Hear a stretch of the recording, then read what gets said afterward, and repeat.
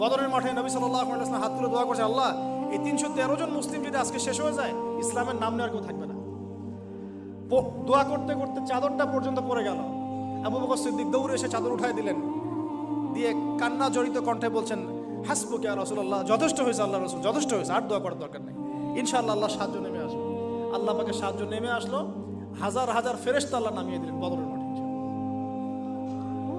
আপনি দেখুন যে সুবহানাল্লাহ, নবী সাল্লাল্লাহু আলাইহি ওয়াসাল্লাম হিজরত করছেন আবু বকর সিদ্দিককে সাথে নিয়ে, মনে আছে গারে সওরের ঘটনা, সবাই ঘিরে ফেলেছে, এমনকি নিচ থেকে উপর ওদের পা দেখা যাচ্ছে। আবু বকর সিদ্দিক বলছেন যে ইন্না মুদরাকুন, আমরা ধরা পড়ে গেলাম ইয়া রাসূলুল্লাহ।